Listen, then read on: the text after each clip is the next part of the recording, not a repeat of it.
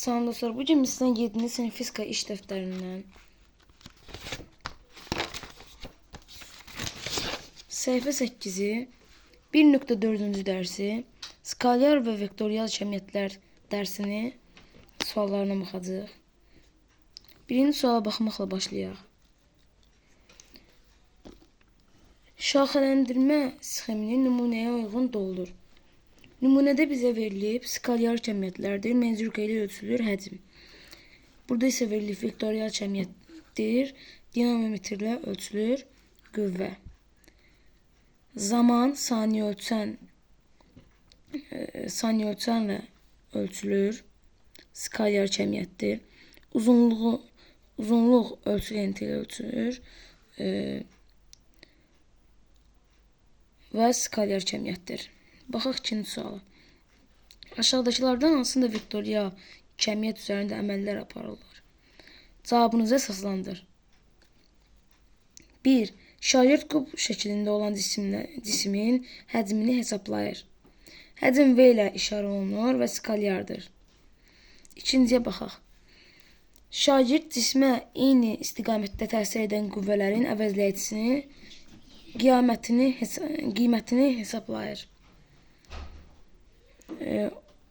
O da vektorial cəmiyyətdir. Bizdən vektorial cəmiyyət soruşduğu üçün ikinci düzgündür. Baxaq üçüncü suala.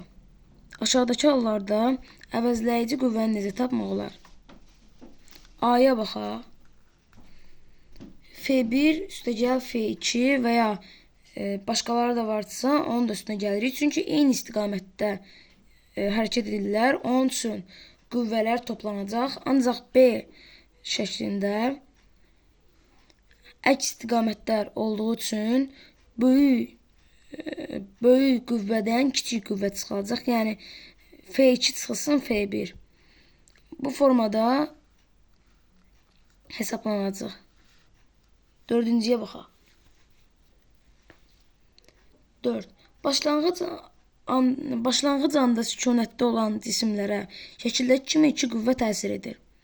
Bu qüvvələrin təsiri altında olan hansı istiqamətdə hərəkət edər? Bu cisimlərə təsir edən əvəzləyici qüvvə nəyə bərabərdir?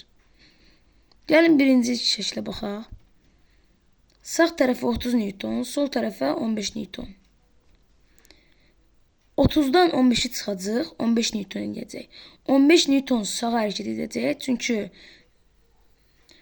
böyük olandan kiçiyini çıxırıq və bu tərəf böyük olduğu üçün sağ tərəfə gedəcək. Baxaq ikinci şəklə. 18 Newtondan 15 Newton çıxacaq, 3 Newton sola hərəkət edəcək, çünki bu tərəf daha çoxdur. Sağ olun dostlar, bu günlük bu qədər. Videomu bəyəndinizsə like atıp kanala abunə olmağı unutmayın.